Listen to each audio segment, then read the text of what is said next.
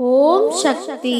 ஓம் ஆதிபரா சக்தி. என் அன்பு குழந்தையே, நேசத்துடன் ஒரு பக்தன் என்னை அழைத்த மாத்திரத்தில் நான் அங்கு தோன்றுவேன். நான் உன்னுடன் தான் இருக்கின்றேன்.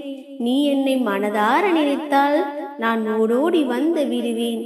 உனக்கானது நிச்சயம் ஒரு நாள் வந்து சேரும். அதுவரை கொஞ்சம் பொறுமையாக இரு. உன் அம்மாவின் வாக்கு வெறும் சொற்கள் அல்ல, பிரம்மதேவன் எழுதும் தலையெழுத்திற்கு சமம். மனிதனின் கர்ம வினைகளையும் தடுத்து நிறுத்தும் அந்த வார்த்தைகள். நீ வரம் குவித்தால் நான் உனக்காக நீ வேண்டியதை செய்வேன். உன் வாழ்க்கையை ஒரு நிமிடத்தில் என்னால் மாற்ற முடியும். ஆனால் அதற்கு முன் என் பிள்ளைகளின் கர்ம வினைகளை நான் நீக்க வேண்டும். அதன் பின் நீ கேட்டதை விட சிறப்பாக உன் வாழ்க்கையை நான் மேம்படுத்துவேன். அதுவரை நீ பொறுமையாக இரு குழந்தையே.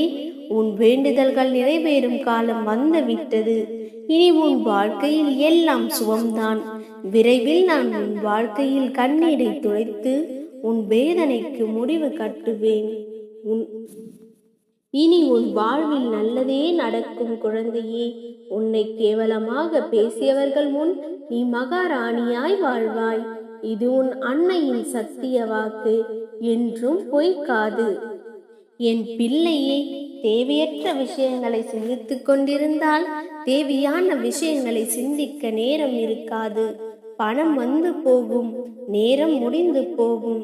அதனால் எப்பொழுதும் உழைப்பதற்காக வாழாதே, வாழ்வதற்காக உழை. அனைவருக்கும் அன்பு காட்டு. முடியவில்லை என்றால் உன் மீது அன்பு வைத்து உள்ளவர்களின் மீதாவது அன்பு காட்டு. என் தங்கமே, எதற்கும் பயப்படாதே. உன் அன்னை நான் இருக்கின்றேன். என் குழந்தையே, நீ இழந்து விட்டேன் என்று நீ நினைக்கும் இடத்தில்தான் உண்மையாக உன் வாழ்நாளில் நீ பெறப்போகும் விஷயம் உள்ளது. நான் அமைதியாக இருக்கின்றேன் என்று நினைப்பது சரிதான். ஆனால் அந்த அமைதிக்கு பின் எனது செயல்பாடுகள் என்னவென்று உனக்கு தெரியாது. குழந்தையே, உன் வேண்டுதல்கள் என்றும் வீணாகாது. தக்க சமயத்தில் என் பதில் உன்னிடத்தில் வரும். அதை எதிர்பார்த்து காத்து கொண்டிரு. என் பிள்ளையே, என்னை நம்பி வாழும் நீ வாழ்க்கையில் ஒருபோதும் வருந்தாதே. கேட்டது நீயானால் கொடுப்பது உன் அம்மாவாகிய நான். நானே என்றும் உனக்கு துணையாக இருப்பேன். நல்லதே நடக்கும். ஓம் சக்தி.